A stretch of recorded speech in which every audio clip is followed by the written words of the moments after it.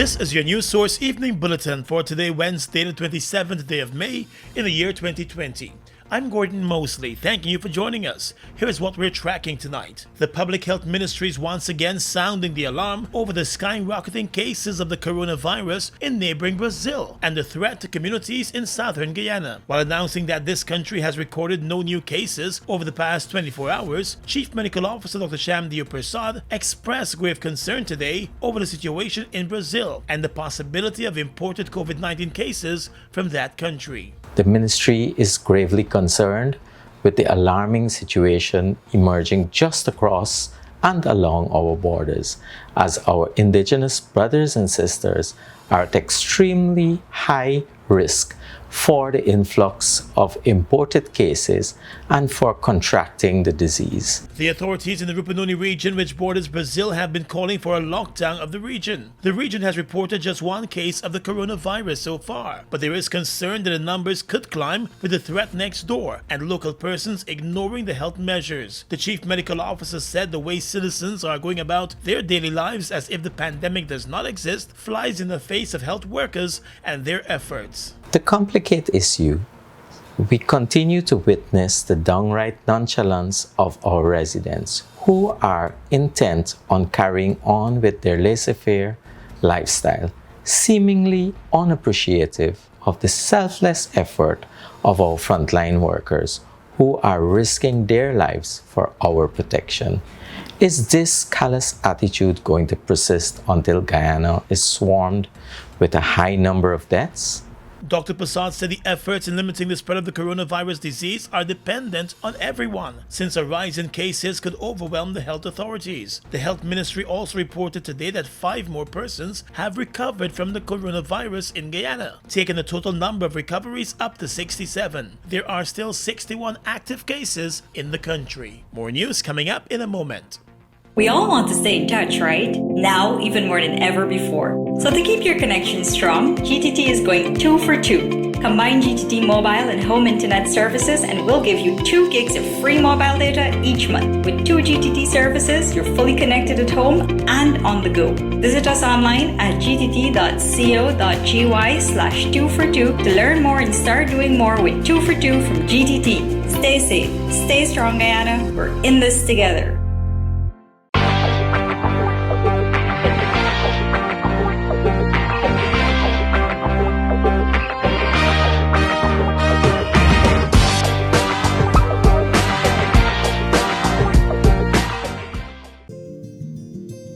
GBTI is your Guyanese bank, a bank that understands every customer's unique needs, opportunities, challenges, and financial concerns.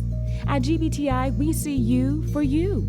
Whether you're buying a new home or car, planning your next vacation or retirement, saving for your child's future, or whether you're ready to take that bold step of investing in your dream business idea, we are with you every step of the way. We hear your stories and watch you focus on your dreams as we share your aspirations. We are more than just banking. We are a family. We are part of your community. Our commitment extends way beyond the walls of our branches and is demonstrated every day in the opportunities we provide to our individual and business customers. The support, time, and commitment we give back to communities across Guyana to help improve the lives of our Guyanese families. Because we see Guyana through your eyes.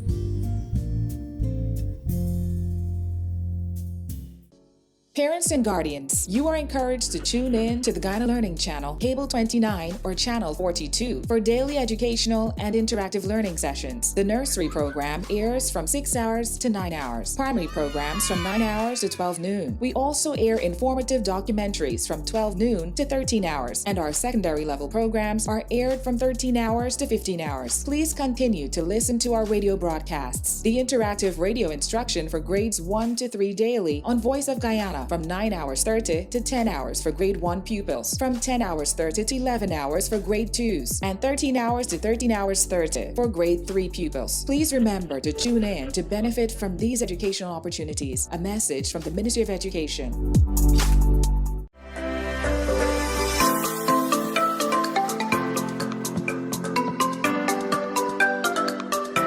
Hi Guyana, it's your boy Kimo Paul here. reminding you to stay at least 1 meter away from persons or 3 feet to avoid contracting the flu or the COVID-19. It is also important that we stay at home and to avoid gatherings of more than 5 persons. We must all play our part, so let's protect ourselves and our families from COVID-19. We must all play our part. The Ministry of Public Health cannot do this alone, so let's all come together and fight this virus. For further information, check our website www.health.gov.gy or visit the ministry's Facebook, Instagram, YouTube, or Twitter page. Welcome back. With cases of the coronavirus in Guyana still climbing steadily, it is appearing clearer that the current health emergency measures are likely to be extended when they expire in a few days. During an appearance on NCN's Context talk show, President David Granger explained that Guyana must first flatten the cases and bring the pandemic under control before moves are made to reopen the country fully. The country will reopen when we have brought the pandemic under control, when we are satisfied that the rate of infection has flattened out, has been reduced, and there is no danger that normal economic and activity, going to school, going to business places, going to places of entertainment and relaxation, would not bring about an infection or a spread of the disease. It is not a time or date that I can predict. While the current measures have prohibited the opening of non-essential businesses with a 6 p.m. to 6 a.m. curfew in place, the authorities appear to be facing some difficulty in monitoring the business community, as many non-essential businesses have been reopening their doors. Earlier today, police officers were dispatched to Regent Street to hit a number of non-essential businesses to close their doors and not entertain customers. That problem, coupled with many persons ignoring the stay-home order and going about business as usual, is believed to be responsible for the ongoing increase in local cases. The president said the situation is being closely monitored by the National COVID-19 Task Force. He said the government, for its part, has been looking at putting systems and programs in place for the various sectors in a post-COVID setting. We are hoping within the next few weeks to open some sanatorium, some form of medical facility on the East Coast. Right now, there are several small facilities which people could be quarantined or isolated, but we will open maybe the first English-speaking Caribbean country to have a medical facility dedicated to this disease. But bear in mind that we are COVID is not a one-off disease. We have seen the trend in epidemic diseases, Ebola, chikungunya, SARS, over the years, and COVID is just one of a family, and things are likely to get worse until and unless we practice those hygiene and sanitary measures that we speak about. Guyana is one of few Caribbean countries that is still seeing a rise in cases. Most countries have seen their numbers declining over the past few weeks, and some have even reported that they are now COVID-free. While Guyanese nationals who are stranded abroad and want to return home will have to undergo 14 days of quarantine at either a government facility or one of 2 private hotels that have been designated as quarantine sites for the returning nationals. The Ministry of Foreign Affairs has taken the lead on the repatriation of Guyanese nationals who are stranded abroad. An application form to return home as the airports remain closed is now available on the Ministry of Foreign Affairs website. The form states clearly that all persons seeking to be repatriated home to Guyana are required to undergo at least 14 days of quarantine. The quarantine is in addition to persons being required to have a COVID-19 test done, with the results submitted to Guyana 2 days before their intended return date. Persons with a positive result will not be able to come home at this time. The quarantine at the government facilities is free, while persons will have to stand the costs for the accommodation and meals at any of the 2 designated private hotels. The Foreign Affairs Ministry has also indicated that a negative COVID-19 test does not exempt persons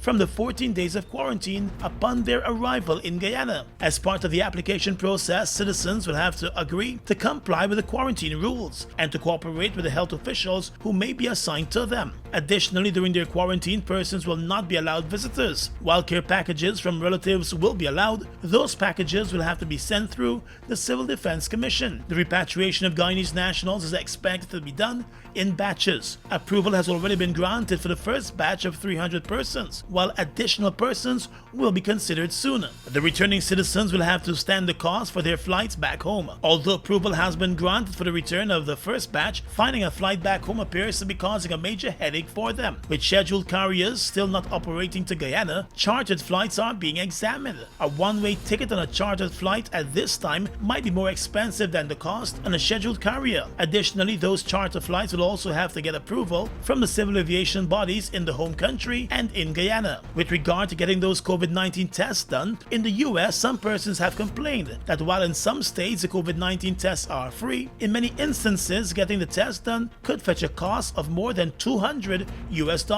The Guyana airports remain closed as part of the COVID-19 measures. It is likely that a curfew and emergency measures will remain in place for an additional 2 weeks when they expire on the 3rd of June. And let's tell you now that with the skyrocketing cases of the coronavirus in neighboring Brazil, the Rupununi Chamber of Commerce is asking for the borders with Brazil to remain closed for the next 3 months. Guyana closed its borders with Brazil and other neighboring states back in March, but there are new fears in the bordering communities with Brazil in southern Guyana, as the neighboring state has become the country with the second highest number of coronavirus cases in the world. In a statement, the Rupununi Chamber of Commerce expressed its worry over the situation. The chamber said the closure of the border over the past 2 months has significantly assisted the communities in the Rupununi region to guard themselves against the rising number in those Brazilian communities near the border. It was explained that before the border closure, hundreds of Brazilians would travel across to Latam daily to do shopping and return home. The authorities in the Rupununi believe the continuous closure of the border for at least the next 3 months, with additional monitoring, would protect residents of the Rupununi region. The region's first case of the coronavirus came from a man who holds dual citizenship for Guyana and Brazil. He escaped from the Latam hospital and crossed back over to Brazil illegally after being admitted for treatment.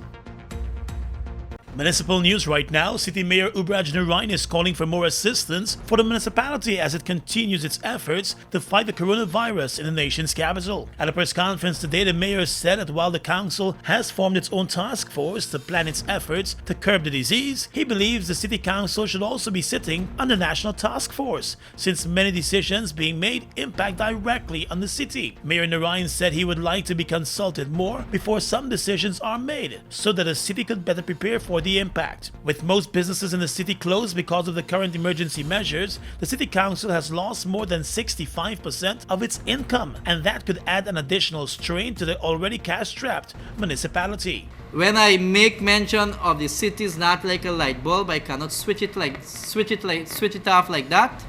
3 days after, I saw the Prime Minister of Trinidad and Tobago use my phrase. I want to say that I think very carefully before I make such statement. This here is the capital city. It is the hub for the entire nation. The hub, I repeat myself, it is the hub for the entire nation.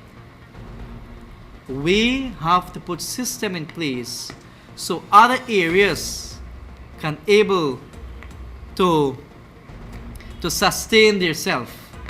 You can imagine if I close the market for 5 days and you see the reaction of the people, not only in the city, but out of the city. We have to remember that every single person from every region come to the city to do their daily business. The mayor said the city council will continue with its regular sanitization of the markets and will also continue to implement measures and fines to ensure citizens and vendors follow the guidelines while at the municipal markets. While the Guyana Revenue Authority is this evening mourning the loss of its former Commissioner General Kershit Satar, who passed away in the US yesterday. In a statement, the GRA reminded that Mr. Tatar started his tenure in the then Inland Revenue Department back in 1984, where he served as a senior inspector of taxes after being successful at his ACCA studies in the UK. They said that he went on to serve in several positions in the new Guyana Revenue Authority before his eventual promotion to Commissioner General. The GRA said Mr. Tatar, who was a chartered accountant and auditor, made a sterling contribution to tax administration in Guyana and to the process of reforming the semi-autonomous organization into a premier tax collection body. He served in his capacity as Commissioner General of the GRA from 2003 to 2016. He was also the recipient of a national award, the Cacique Crown of Honor. A 23-year-old man from Ogle on the east coast of the Demerara has become the country's latest road accident fatality. The man, Terry Dan Raj, passed away yesterday afternoon at the Georgetown Hospital, hours after being involved in an accident on Monday night. Dan Raj was the passenger in his friend's car that slammed into a container truck that was crossing the road at La Penitence around 8 o'clock on Monday night. The friend who was driving at the time remains hospitalized with serious injuries about the body. The two were pulled from the mangled wreck by emergency medical workers and rushed to the Georgetown Hospital.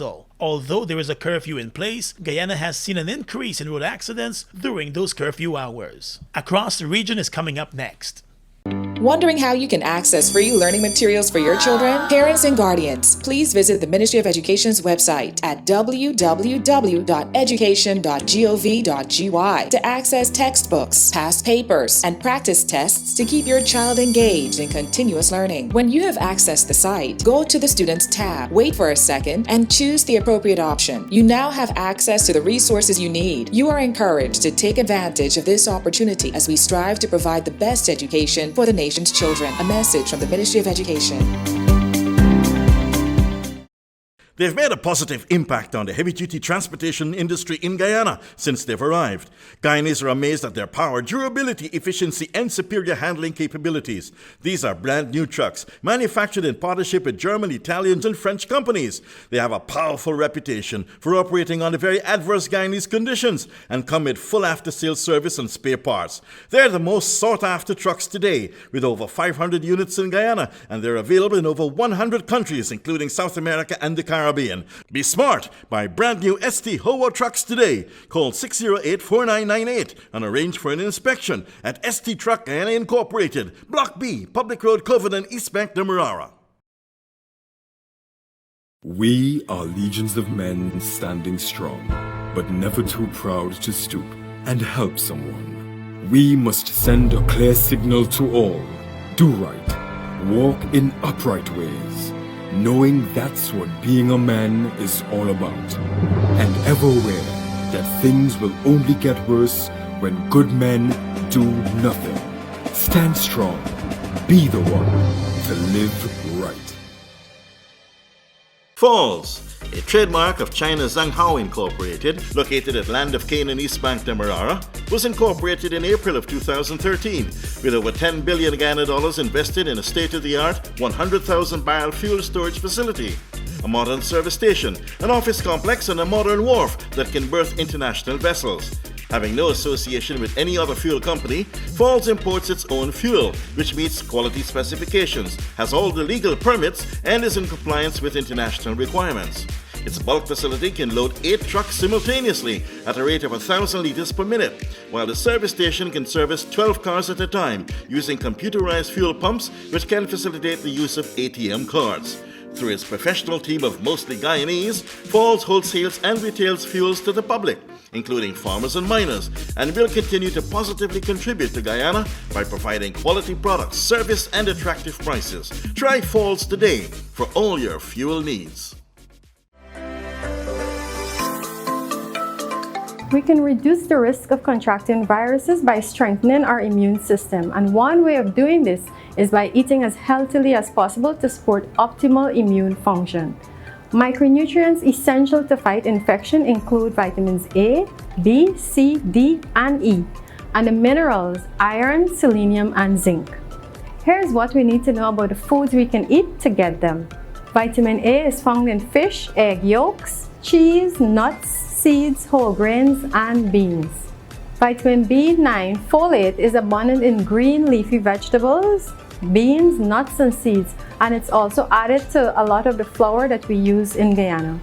Vitamin B12 is found in animal products, including eggs, meat, and dairy, and also in some fortified milk. Vitamin C and vitamin E helps to protect our body when we're fighting an infection. Good sources of vitamin C include oranges, lemons, limes, tomatoes, and cherries. In Guyana, one of our cherry has the amount of vitamin C needed for the entire day for a person.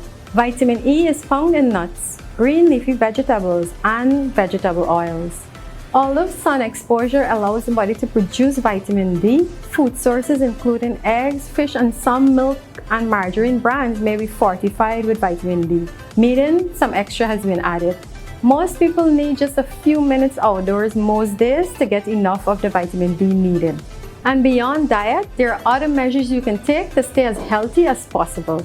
No smoking, reduce the intake of alcohol or none at all, exercise every day, and sleep and rest well. And please remember to reduce your intake of sweetened and carbonated beverages and drink lots and lots of water.